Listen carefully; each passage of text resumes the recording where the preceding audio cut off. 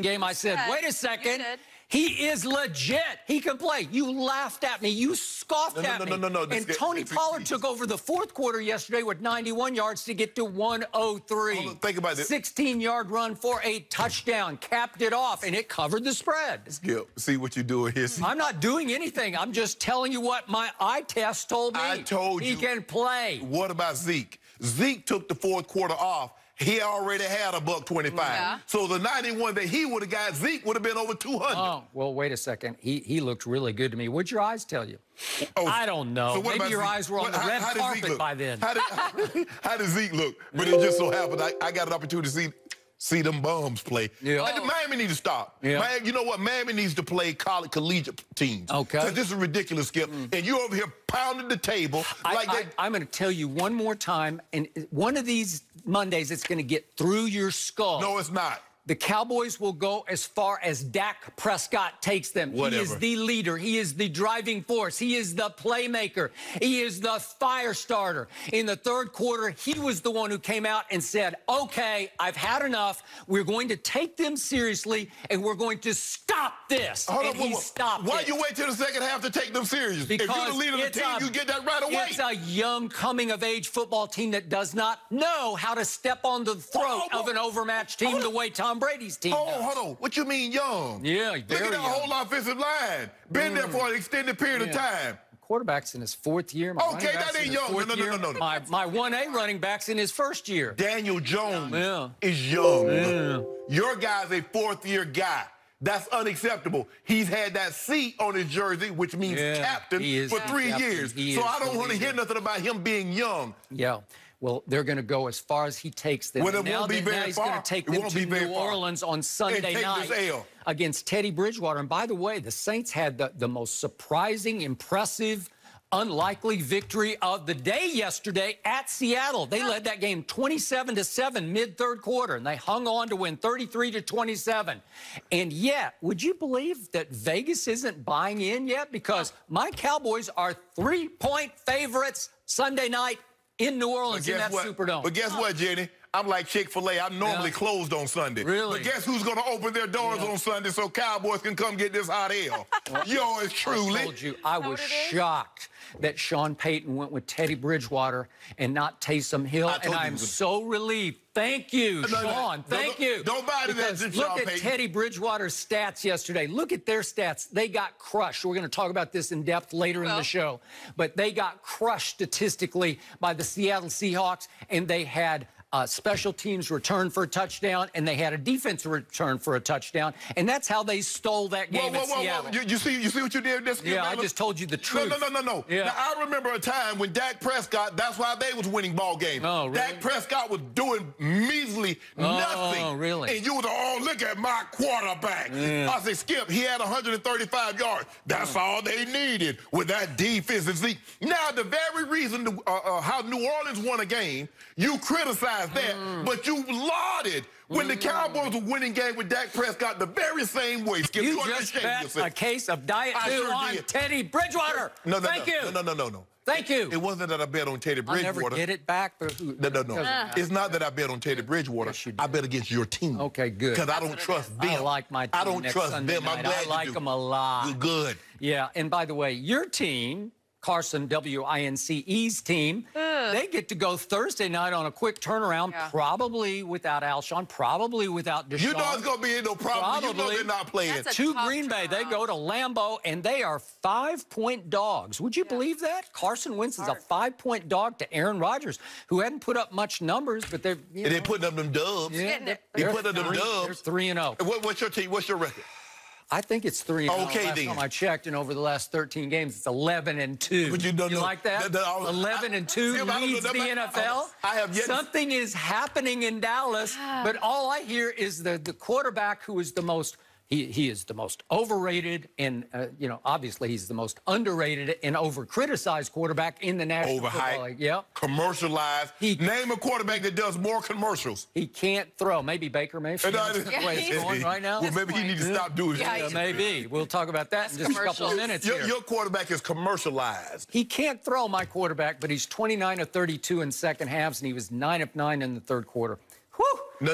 I don't know. So let's go to your quarterback, Carson Wentz, because I watched this game carefully only in the fourth quarter. I actually had to tape the fourth quarter so I could go back and just really break it down. Okay. And guess what I saw? What did you see? I saw Carson Wentz make some really good throws. Yes. And I saw him miss a whole bunch of throws. He did. And I saw them drop passes. Some people said it was up to 7. I'm not sure about 7, but whatever. I'll give him. They dropped more than what they hold on. Skip Bailey, you talk the Shannon Sharp, the Hall of Famer. If that ball would have touched his hands, he would have caught it. Okay, we'll say that. If the ball touched their hands, they should have caught it. But in the end, once again, Carson Wentz didn't make enough plays. So Dak makes nothing but plays. Carson Wentz fails to make plays. They ran the ball for 250. The Cowboys did. So let's look over those last 13 games, that stretch. My quarterback's 11-2, and yours in the games he's been available to start. He's 3-5. 3-5 in his last 8 starts. You love that? Because I don't love that. I don't love that either. It's 3-5. It's under 500, of course. Correct. Okay, so they're down 27-24 to a team you had little to no respect for, the Detroit Lions, because they got tied by little tiny Kyler Murray in the opener at Arizona. Yeah, we're going to talk about little tiny. We're going to talk about this. Yes, we are. We're going to talk about him. Well, didn't have a good game yesterday, but he did some good things yesterday. No, he didn't. Really good he didn't do nothing good. Okay, so they're down 27-24, 3:16 left. Your Eagles, and they get it 1st and 10 at the 20. And there's a short pass, and then there's an incompletion. And then on 3rd and 8 from the 22, he throws it deep to Aguilar. And this is a big play in the game because they're down 3. And this is not a good throw to me. It's just a flutter throw. I don't know if we could see this. He just throws it up, and again, that's underthrown, and he's not open. Okay, so that's a huge play. Okay. And on 4th down, he just says, "Okay, I got this," and he tries to run it up the middle the way Dak does when Dak dashes stop people. it! And what happens? He takes off up the middle, and he goes nowhere. And that's it. And they give the ball back, but Malcolm Jenkins blocks the field goal because they get a short field goal attempt out of it. And again, they got an illegal block in the back. They were going to have the ball at the 22, but they got it all the way out to the 50. So here's Carson Wentz on the hot seat again.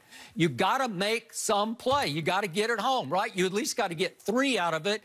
And what happens after that?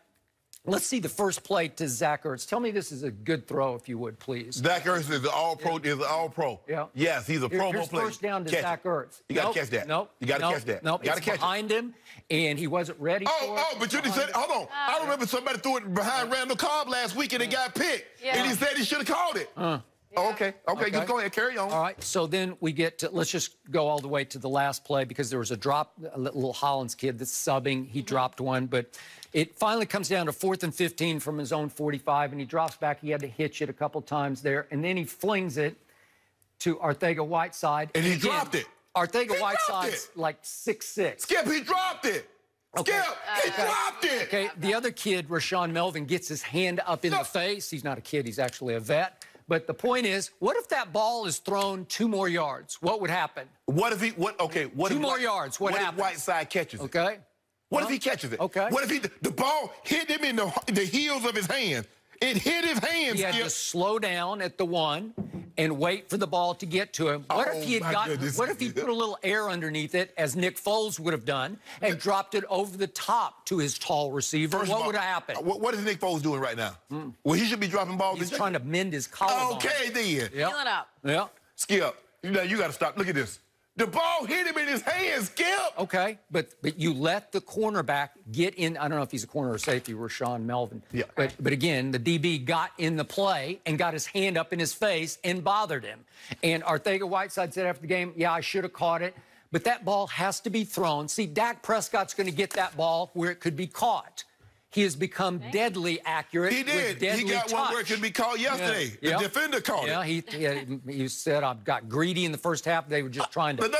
I don't need an explanation. Well, I don't need an explanation. That's what I'm here for. Okay. I'm here to provide the explanation. One team won, and this team lost again to fall to 1-2. And you got to be a little. You won't admit to being at least nervous, Skip, concerned, win Thursday night, shaky. Win Thursday night with 500. You got him? And you're back to okay, I'll take Aaron Rodgers Thursday night for a case. Oh, so now you want Aaron Rodgers. Let's do a case Thursday night and a case Sunday night. You got your Eagles. You have bought completely in. You're not even concerned. We got Take them. No. See, take them. Put your do where your mouth is. I did. Skip, I did not say I wasn't concerned. Oh. I said I'm not concerned at the end of the season. I'm not. Right now, we might be in a temporary lull.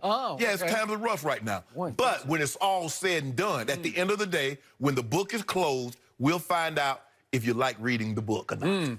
What if the Eagles fall to 1-3 while the Cowboys surge to 4-0? Would you be done then? Would you give it up? You're 3-1 at the quarter pole. Would you try to Skip, negotiate out of your bag? No. I'm sure you'll be happy with 3-1, which was what you'll be, because it's better than what. I mean, I didn't think the Dolphins would be this bad. The Giants, Washington. Okay. Philly plays in the same division, so they get to play the same team. Okay, when we play them, we'll see.